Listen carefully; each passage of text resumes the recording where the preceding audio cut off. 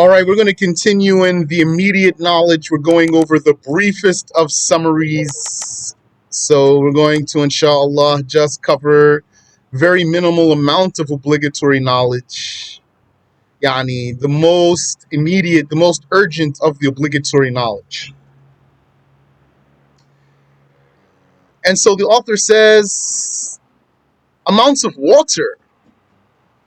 You need to know about the amounts of water because by knowing about the amounts of water, you can know if your water is usable for purification or not when it comes to filth getting into your water. So the author says water is either a small amount or a large amount. This is Shafi'i school. This is not consensus. Yani, it's not a consensus that this matters, that there's a large amount of water or a small amount of water. In the Shafi'i school, that matters. In some schools, all that matters is that your water didn't change by the najasa, not if it's a lot or a little bit. The small amount of water is what is less than 2 kullas or kullats. Kulla,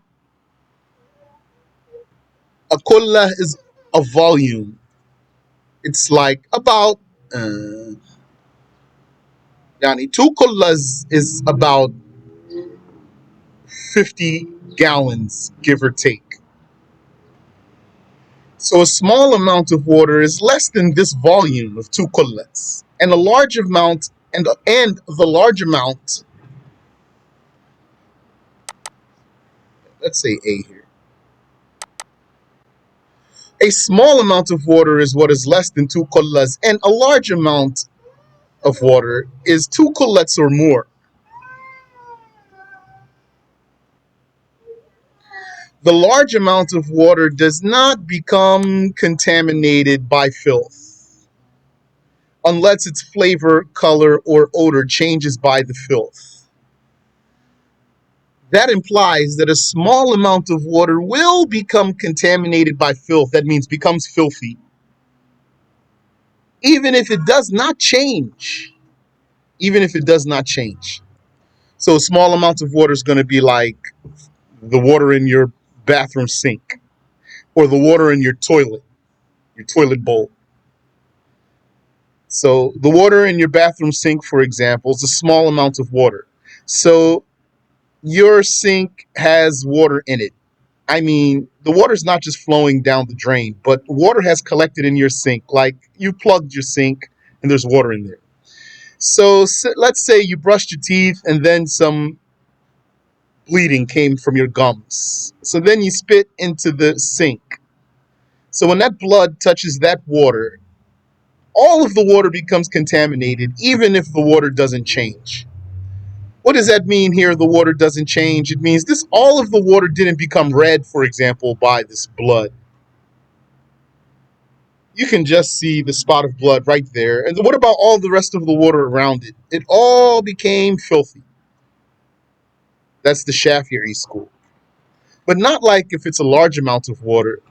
If it's a large amount of water, like a swimming pool. So you brushed your teeth at the swimming pool and some blood came out of your gum and then you spit into the swimming pool. So that's not going to contaminate all of the swimming pool because that's a large amount of water.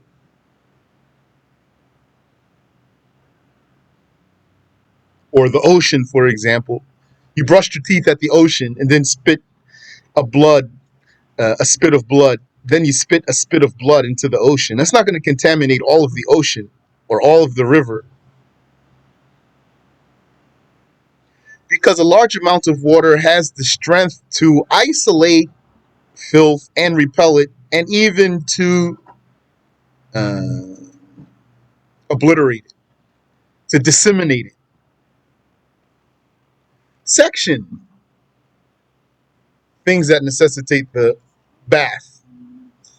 The things that necessitate a ghusl are 6. Yani, there are 6 things that necessitate a ghusl. the insertion of the glans penis into a private part, the exiting of the ejaculated fluid, menstruation, postpartum blood, childbirth, and death. What is that line right there? Okay, so 6 things make ghusl obligatory. The insertion of the glans penis into a private part, so that means penetration. Yeah, insertion here means for the whole glans penis to disappear into the private part. Then that's when the ghusl is going to be officially obligatory.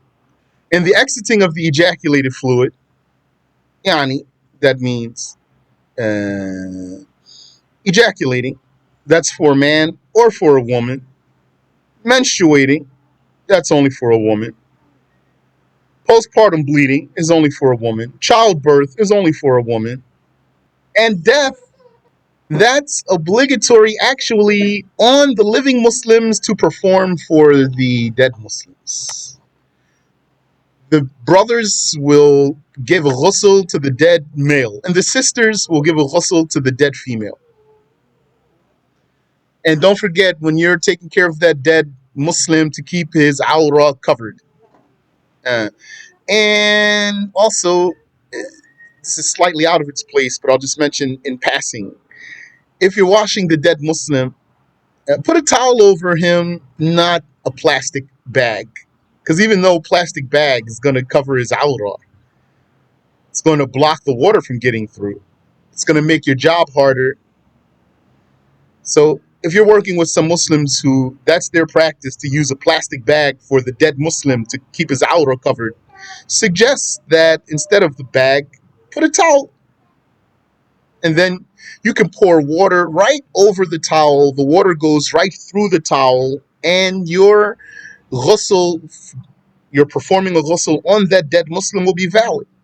Section: obligations of the bath. Bath here, it could be a shower. Bath here doesn't mean, in particular, sitting down in the water. Bath here could even be you're using water from a cup. You're pouring it into your hand and washing your body piece by piece, little by little. Like you need to do a ghusl in front of a small sink. You don't even have a shower. You don't even have a bathtub. Maybe you just have a cup, or maybe you just have a rag. So you saturate the rag and squeeze it on your head, and then you saturate it again and squeeze it over your arms. All of that is a ghusl when you wash your entire body. One sister told me that she would make a ghusl at work. When her menses would end, she would go to the stall. If her menses would end while she's at work, she wouldn't sin and stay unpurified and then miss the prayer because she's at work. So she would go through the effort of going into the bathroom and performing a ghusl in the ladies' bathroom. Somehow she managed her thing, I don't know, in the toilet section or what, through her clothing or not, I don't know how. And she would pray if she needed to pray during the daytime, if the prayer time would go out while she's still at work. Section: prohibitions while in a state of ritual impurity. Things you can't do if you need to make a wudu or ghusl. The one whose wudu was invalidated is prohibited from 4 things. Prayer, you can't pray without wudu, any prayer. Circling the Kaaba, because circling the Kaaba is like prayer. Touching the mushaf, even just putting your finger on it while you don't have wudu.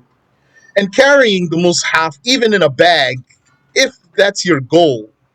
If your goal is to carry the mushaf in that bag while you don't have wudu, then you can't do it, according to Ash-Shafi'i. Not if you have some luggage, some amount of things, not just the mushaf, but you have belongings that you want to carry, and your mushaf is part of those belongings, and your goal is to carry your belongings, and you don't have wudu, then you can carry your belongings without wudu, although amongst your belongings is a mushaf. The junub, this means sexually impure. Let's put that here. The one who is sexually impure is prohibited from 6 things. So sexually impure, that's to exclude the menstruating woman. Sexually impure person needs a ghusl. The woman who menstruated needs a ghusl, but there's two different cases here. So the one who's sexually impure is prohibited from six things. Prayer, so you can't pray if you need to perform ghusl. Circling the Kaaba, touching the mushaf, carrying the mushaf, like we just said. Dwelling in the masjid, that means staying in the masjid. What does that mean? That means not merely passing through. How would passing through the masjid be? How would it not be dwelling? Passing through the masjid would not be dwelling when you enter one door and go out the other door without stopping. Then that's permissible. And it's not even disliked. But dwelling in it is when you enter a door while you are sexually impure of the masjid and go back out the same door, then that's counted as dwelling in the masjid. Or if you go in there and you stop, that's dwelling in the masjid. Or if you go in there and you don't stop, but you go around to the pillars and the walls, like from one pillar to the other pillar, and then from one wall to the other wall, not entering one door and go out the other door. So dwelling while sexually impure in the masjid is haram, and uh, that judgment does not count for a musalla. A musalla is not a masjid. So if a person were sexually impure in a musalla, there's no sin. And a musalla could be a building or it could even just be a room. And it is forbidden for the one who is sexually impure to recite the Quran. So you cannot recite the Quran while you need to make a ghusl. But if there's some dhikr like Bismillah or Alhamdulillah, or there's some dua like ربنا لا تزغ قلوبنا بعد إذ هديتنا. And this dhikr or dua is in the Quran, but you're saying it not with the intention of reciting the Quran while you're sexually impure. That's permissible. So then what does it mean to recite the Quran? What does reciting Quran here mean then? It means reciting some composition which is exclusively Quran. Like what? Like Ayatul Kursi.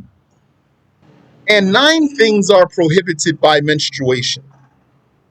So you notice here, I'm just going through this really fast. I'm not defining a lot of words, and I'm not giving many details and scenarios. So the way I'm giving it to you now is under the assumption that some of these words are clear for you.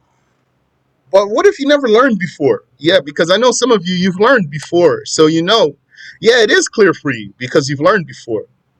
You've taken the knowledge before. What if someone is brand new, never took the knowledge before? Still, we can assume that some of these words are clear, like menstruation. If you're teaching a brand new person, you don't have to necessarily stop to define menstruation. If you're a teacher, then one of the things that you should recognize or try to recognize is what's probably clear and also what's potentially unclear. Potentially unclear, still could be clear though. This will help you to streamline your teaching. Sometimes you could clarify something that's already clear, and sometimes you could just skip the details because it's clear. So 9 things are prohibited by menstruation: prayer, circling the Kaaba, touching the mushaf, carrying the mushaf, and we could even say a here, touching a mushaf, carrying a mushaf. You know, mushaf means book of the Quran, a Quran book. Reciting the Quran, you know what that means. Fasting and entering The masjid, excuse me, entering the masjid and dwelling in it. Uh, Here, there's detail. We're talking about menstruating woman now, not sexually impure person, because the menstruating woman could possibly stain the masjid with blood. So if she fears that, then it's not permissible for her to enter the masjid. So that's the relevance of saying entering the masjid. She can't enter even if that's her case. But if she's safe from staining the masjid, then she can enter, but she can't dwell. And then that means what I already explained for you about the sexually impure person. So what can she do? Like the junub person, she can enter in one door and pass through and go out the other door. And also forbidden by menstruation is enabling the husband or master to enjoy the area between her navel and knees without a barrier. This means that she has to stop her man from that. If he tries and she's menstruating, she has to stop him. And also, for your information, what if a woman says she's menstruating, or she's not menstruating, or she says she's pregnant? Yani, let me use another word. What if a woman claims she's menstruating, or claims she's not menstruating, or she claims she's pregnant, for example? Then we take her word for that. Why I'm saying that? Because sometimes the man is confused. Like, if he divorced her, he wants to know if her idda is over or not. So then he could ask her, say, did you menstruate like this, according to the rules of idda? So she says yes. Then you take her word for that. She doesn't have to swear to Allah or anything like that. Section. Now these are the reasons for dry purification. Tayammum. The reasons for tayammum are three: the absence of water, sickness, and needing water for one's respectable animal. This last one means you have the water, but you can't use it because you need it for your horse or your camel or even your dog. In this case, the dog is a respectable animal. You might need that dog. But if you had a pet pig for some reason and you had water, and either you use the water for purification or your pig dies of thirst, then you're going to have to let the pig die of thirst. It's not a respectable animal. Absence of water means lack of water. You don't have water. There's so many scenarios of that too. Like there's a well, actually, but there's a line. And if you wait your turn, the prayer time will go out. So you don't have water in this case. Sickness, this means if you use the water, it'll kill you or it will handicap you. Handicap here, I mean, it will make you lose the functionality of an organ. One of your organs will become dysfunctional or non functional, or it will give you open sores, but not if using the water gives you dry skin.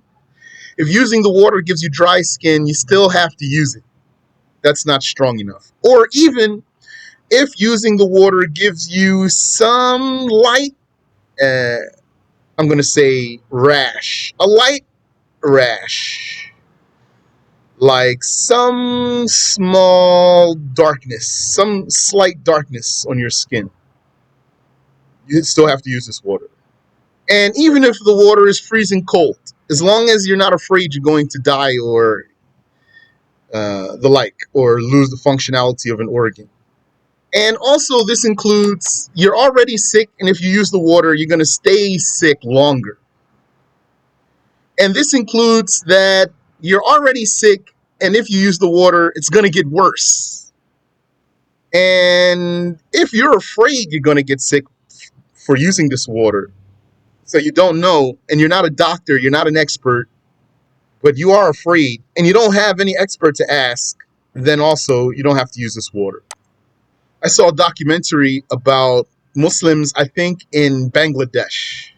It wasn't about Muslims, but they were Muslims.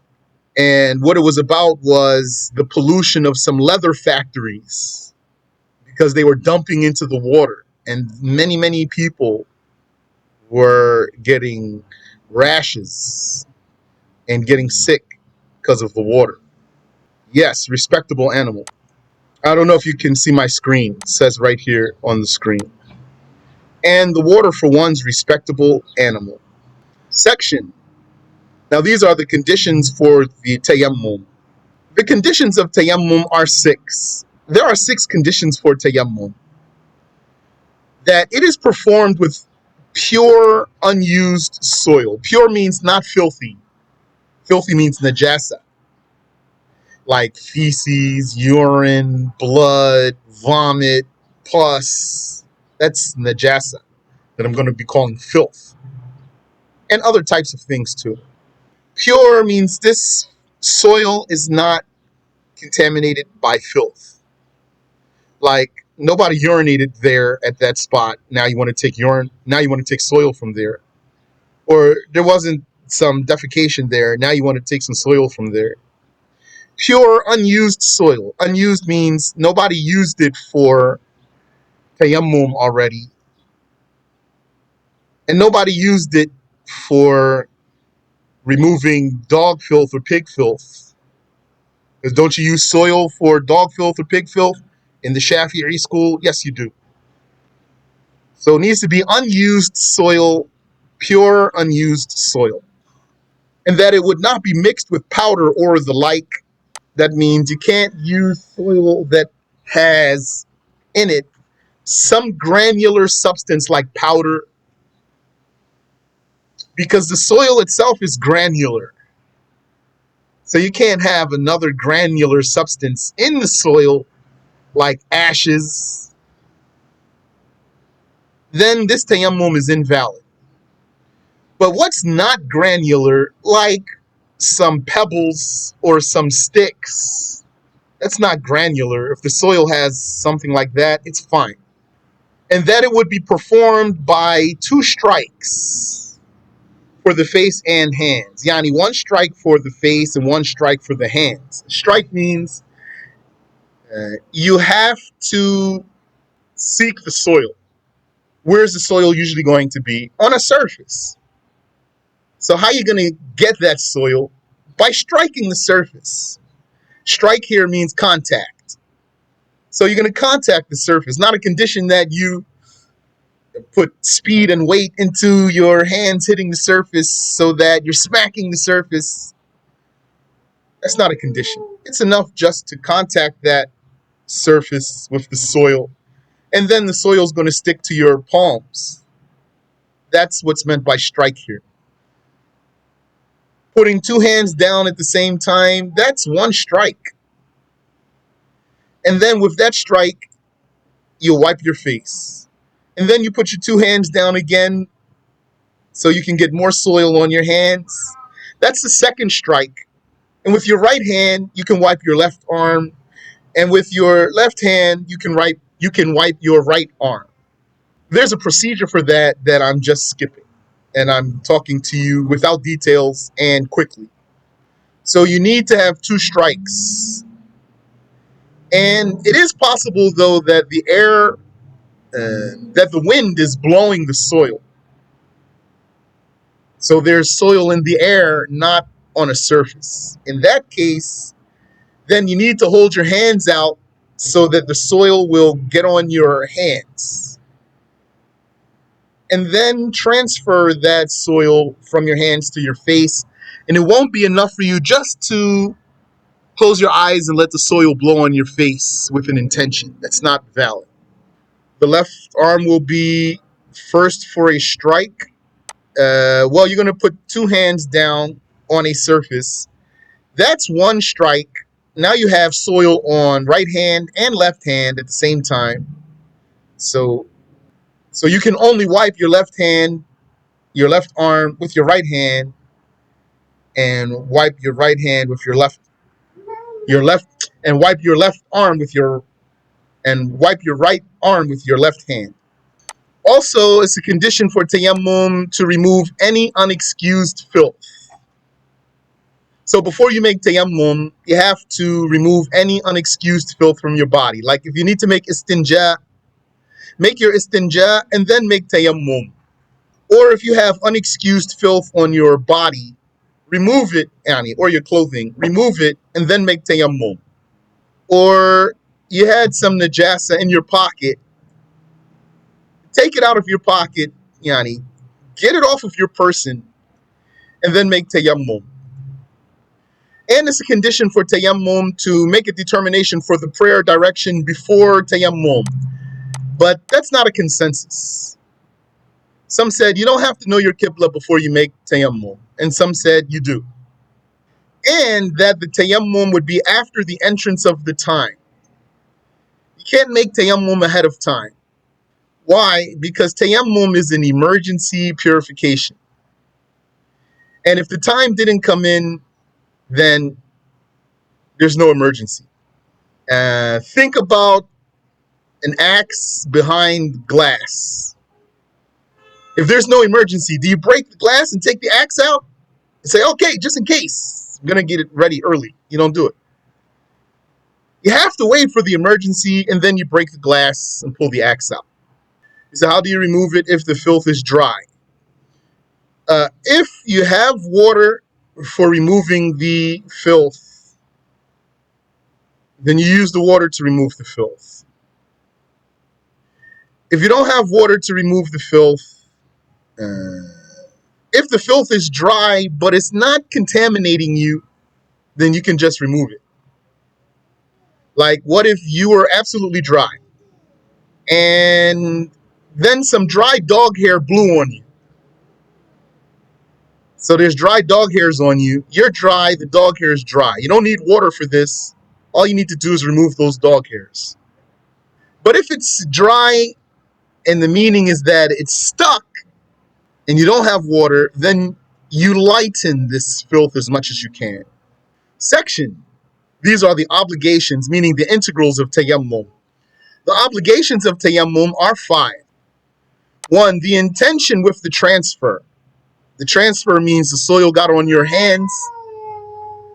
The transfer means the soil got on your hands, and then you brought your hands to your face to wipe your face. That's why you can't just, if the wind is blowing the soil,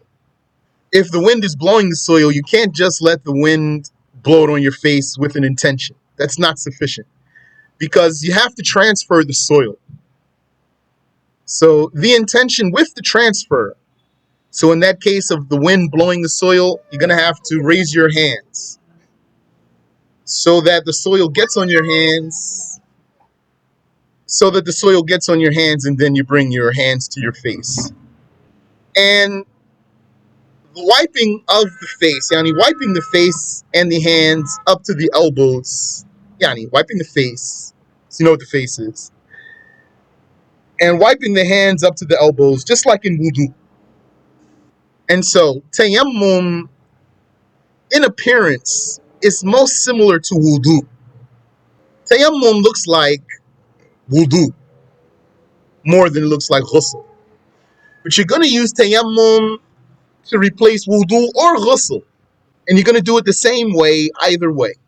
If you need to replace your ghusl, you're going to make a tayammum that looks like wudu. And if you need to replace your wudu, you're going to make a tayammum that looks like wudu. So wiping the face and wiping the hands up to the elbows. And that's it. And you don't have to make the soil get into your facial hair, inside your facial hair. It's enough just to wipe over your face.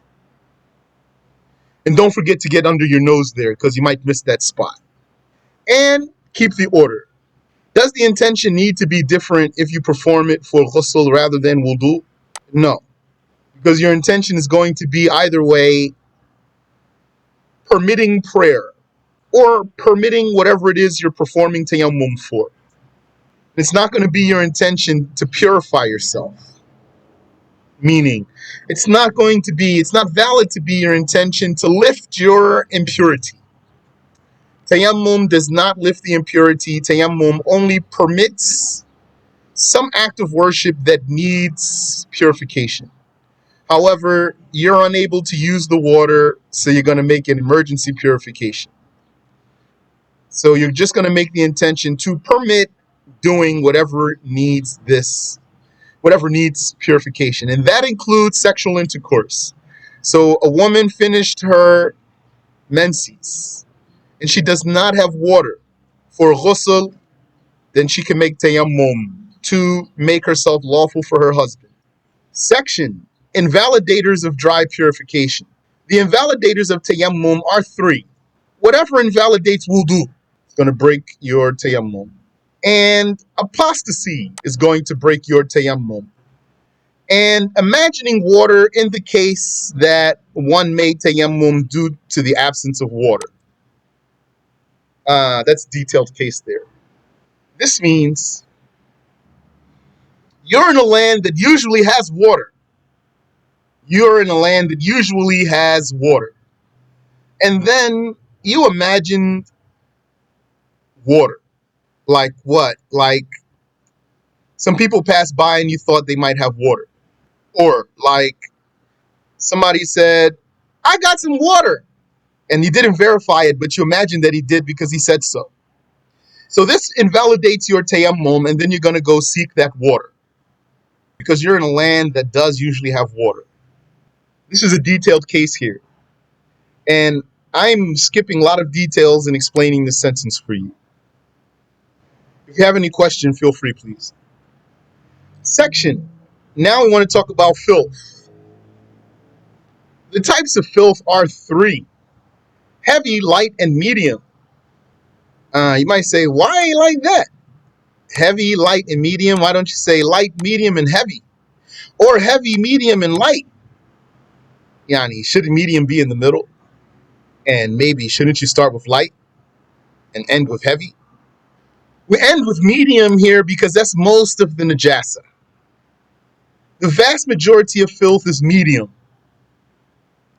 So that means then heavy filth is only something in particular, and light filth is only something in particular. So we mentioned those two first to get them out of the way. And then the medium, which is most of the najasa. And then he explains. The heavy filth is the filth of the dog, pig, or their hybrid. Yani, a hybrid from either of those. That means even if it's not a pure dog, maybe it's part dog, part wolf, because wolf is not a dog. Or part dog, part something else. Even saying wolf is just to keep it easy for you. But it's possible that two completely different species can interbreed. And then some animal comes out of them. Like maybe part pig, part sheep. So that's the meaning of hybrid. Or part dog, part pig. A dog and a pig mated. And they made a crossbreed. So that's the heavy filth. Dog or pig filth. That's not by consensus. This is the Shafi'i school. Some said the dog is filthy and not the pig. Those who said the pig is filthy is because they compared it to the dog. But they didn't find a hadith about the pig in particular. So there's not a hadith about the pig. There's hadith about the dog. So the proof for those who said the pig is that they compared the pig to the dog. So you could take the saying that pig is not filthy, but dog is. And some said it's not the whole dog, it's only his mouth. Those who said it's the whole dog is because they compared the rest of his body to his mouth. As for his mouth, because didn't the Prophet ﷺ say, if the dog laps from your bowl, then wash it 7 times, 1 time mixed with soil? So for sure his mouth is filthy then. Some said stops there. Others they said doesn't stop there, it's his whole body. And some said it's not filthy, neither the dog nor the pig. So you got some details there. That's just to make things easy for you, to help you out. But this is the famous saying in Shafi'i school, what I'm saying to you now. Dog and pig and their hybrid. That's heavy filth or intense filth. The light filth is the urine of the baby boy who has not eaten anything other than milk and has not completed 2 lunar years. So a baby boy less than 2 lunar years who never ate anything but milk for sustenance, for nutrition. Milk here does not mean only human milk. So the word milk is open. And the judgment is open too. Or else we would say here, other than human milk. And when we say he only ate milk, this means, like I just told you, for nutrition. What's excluded by that? He may have eaten medicine, so the medicine is not given to this baby for nutrition. It's given for health reasons. So this doesn't affect if he ate some medicine, but otherwise only eats milk, drinks milk. And also, when you do the tahniq for the baby, when the baby's first born and you chew up a date and then rub the roof of the mouth of the baby with the date, you might swallow some of this. This also doesn't affect what we're talking about here. You might have done that for the baby, and otherwise this baby boy has only consumed milk for nutrition and may have also had medicine. Then the urine of this baby boy, who's not 2 years old yet, is a light filth. And the medium filth is everything else. Yeah, lap. Dog laps from your bowl. Yes. Walagha. Al-wulu is the lapping of the dog. And maybe any other animal too. Maybe it's lapping for the other animals. The urine of the baby girl would be considered medium. That's correct. Even if she has all the same conditions, but she's missing a condition, which is that she's not a boy. The scholar said the urine of the girl is thicker and stickier than the urine of the boy. Section. Now we're going to look at how to purify the filth now that you know its levels of intensity. So purifying a spot that was contaminated by filth, by heavy filth, purifying a spot that was contaminated by heavy filth is done by 7 washes. And wash here means a wave. A wash is not a wipe. So what's meant by wash is a wave, yani a flow of water. It's not meant by wash here a steady flow of water. A steady flow of water, that's not meant by wash. So it means if you had a spot and then you had a cup and then you just threw the water over that spot, so the water ran over it, that's one wash, that wave right there. Or for example, you had the filth on your feet and then you stood by the bank or the shore and then a wave came and hit your feet, that's one wash. Then another wave came and hit your feet, that's a second wash, etc. So if it's a little spot, you might just use a cup. If it's a big spot, you might grab a bucket. So purifying a spot that was contaminated by heavy filth is done by 7 washes. One of them being mixed with soil. One of those 7 washes mixed with soil. Mixed to the extent that the water becomes murky by the soil. The washes for removing the physical presence, yani for removing the body of this filth, even if they were numerous, are one wash. So, for example, you stepped in some dog feces and you wanted to clean your shoe. And this is very, very sticky stuff if you've ever had the misfortune of stepping into that. So sometimes not easy to just clean it. It's so sticky. So you poured water, still there. And you put effort until finally, whatever amount of effort you put there, now finally the najasa is physically removed. The body of it is gone. All of that is one wash. Then you have to do 6 more. And one of these washes has to be mixed with soil.